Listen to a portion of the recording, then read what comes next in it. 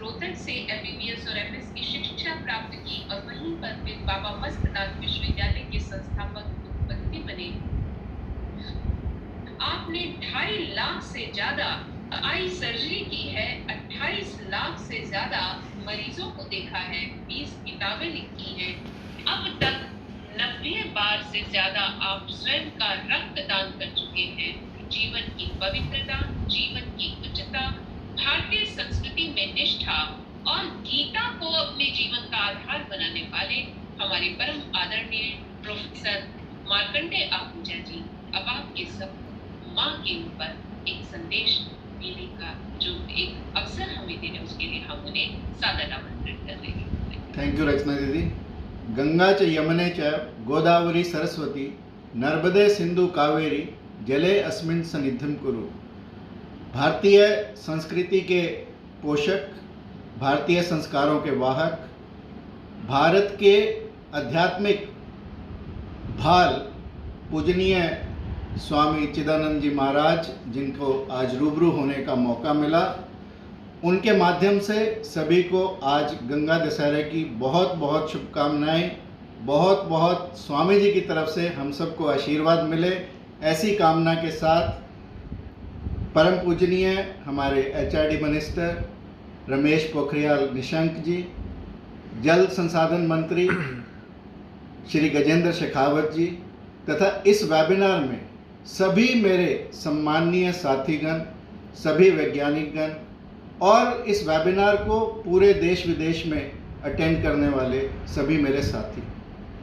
सीधे सीधे विषय पर आते हुए, गंगा लगभग 40% आबादी, 11 राज्यों को जल देने वाली पतित पावन गंगा आज दुनिया की 6वीं सबसे प्रदूषित नदी है, जिसके बारे में हम कहते हैं कितने सूरज उभरे डूबे, कितने सूरज उभरे डूबे, गंगा तेरे द्वारे युगों युगों की कथा सुनाए, तेरे बहते धारे, तुझको छोड़ के भारत का इतिहास लिखा ना जाए, गंगा तेरा पानी अमृत, जैसे बिमल जी ने कहा, गंगा तेरा पानी अमृत झरझर बहता जाए। भारत का इतिहास लिखने की तो बात दूर, आज गंगा कहीं हमें जो चिंता है, जिसलिए ये वेबिनार कर रहे हैं, कि गंगा खुद ही कहीं इतिहास ना बन जाए। ऐसा पर्यावरणविदों का मानना है कि 2030 तक गंगा का जो ग्लेशियर है वो धीरे धीरे समाप्त होने की आशंका है। आज पूरा विश्व एक वैश्विक महामारी से, जिसे हम कोविड-19 या कोरोना के नाम से जानते हैं, जूझ रहा है। आज मानवता कष्ट में है, मानवता संताप में है, मानवता वेदना में है, मानवता भय में है, मानवता आतंकित है। परंतु साथ साथ ही यदि हम देखें तो प्रकृति अपने पूरे चरम पर है। जैसा स्वामी जी ने कहा कि लॉकडाउन के समय में जैसी गंगा है वैसी भी यदि बनी रहे तो निश्चय ही ये हमारा सौभाग्य होगा। मुझे रचना मैडम ने कुछ स्वास्थ्य संबंधित बातें करने के लिए कहा, तो मैं कहना चाहता हूँ कि जो हमारा स्वास्थ्य है उसके 4 स्तंभ हैं। हेल्थ हैज 4 पैरामीटर्स, फिजिकल यानी शारीरिक, मेंटल यानी मानसिक, सोशल यानी सामाजिक और स्पिरिचुअल यानी आध्यात्मिक। इन 4 स्तंभों को पूरा होलिस्टिकली अगर कोई नदी पूरा करती है, जिसे हम गंगा मैया के नाम से जानते हैं, गंगा माँ हमारी होलिस्टिक हेल्थ की चिंता करती है। फिजिकली, जैसा स्वामी जी ने अभी कहा कि गंगा किनारे विचरण करना, गंगा के किनारे सैर करना, एडवेंचर स्पोर्ट्स में हिस्सा लेना, ये सब गंगा के माध्यम से हम कर सकते हैं। मेंटल पीस के लिए मेडिटेशन सेंटर्स बने हैं। अभी जैसा एचआरडी मिनिस्टर सर ने कहा कि स्वामी जी की चिंता है कि एक मेडिटेशन का टूरिज्म यहाँ पर बनाया जाए, तो उसके लिए मेंटल हेल्थ हमें देती है। और आज यदि मानवता को कुछ चाहिए तो वो एक सुकून चाहिए, मेंटल स्ट्रेस से हटकर कहीं ना कहीं शांति चाहिए, और वो शांति मिल सकती है हमें गंगा के किनारे। सामाजिक दूरियां बढ़ी हैं, फिजिकल डिस्टेंसिंग की बात हो रही है।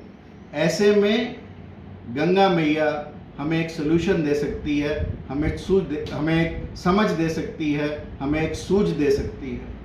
परंतु यदि हम देखें कि गंगा मैया में जितने पोल्यूटेंट्स हैं, जितने पोल्यूशंस हैं, उनमें हैवी मेटल्स की मात्रा, क्रोमियम जो टैनरी से कानपुर के निकलता है, क्रोमियम से अनेकों स्किन एलर्जीज, अनेकों फेफड़े की बीमारियां, ब्रोंकाइटिस, लीवर की बीमारियां, गुर्दों की बीमारियां, दुनिया भर की बीमारियां, नपुंसकता तक क्रोमियम से हो सकती है।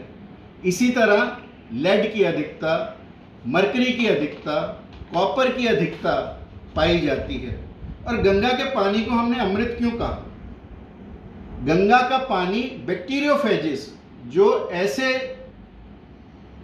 ऐसी चीजें जो बैक्टीरिया, जीवाणु को खाती है, जीवाणु का नाश करती है, जीवाणु का खात्मा करती है, वो बहुत अधिक मात्रा में गंगा में पाए जाते थे।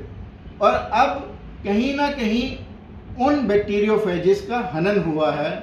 उसकी वजह से हमारी रोग प्रतिरोधक क्षमता और जीवाणुओं की जो संख्या है, जैसे ई कोलाइज जो डायरिया, डिसेंट्री ऐसी चीज़ें करते हैं, उनका स्तर बहुत बढ़ गया कोलीफॉर्म बैक्टीरिया का, जिसकी वजह से हैजे जैसी बीमारियां, जिसकी वजह से डायरिया, जिसकी वजह से डिसेंट्री, ऐसी बीमारियां बहुत बढ़ रही हैं। और मेरा ये मानना है कि गंगा अविरल रहे, गंगा स्वच्छ भी रहे, और गंगा का जो पूरे का पूरा वातावरण है, गंगा के साथ जो फॉरेस्ट है, जो गंगा का समुद्री इलाका है, जो गंगा का मैदानी इलाका है, उसकी भी हमें गंगा के साथ साथ देखभाल करनी चाहिए। क्योंकि यदि आसपास का इलाका अच्छा होगा तो निश्चित तौर पर गंगा मैया का जल भी स्वच्छ होगा, गंगा मैया के जल का स्तर भी ऊंचा होगा। और जितने भी हम छेड़छाड़ प्रकृति के साथ करते हैं, उतना प्रकृति हमारे से बदला लेती है। और आज ये कोरोना का कार्यकाल भी कोई भिन्न कार्यकाल नहीं है। ये प्रकृति का हमें एक संदेश है बड़े प्यार से कि समझ जाओ, समझोगे तो आगे बढ़ पाओगे। अन्यथा यदि तुम प्रकृति के साथ प्रकृति का दोहन करोगे, प्रकृति को चोगे, तो निश्चित तौर पर प्रकृति आपका नुकसान करेगी ही करेगी।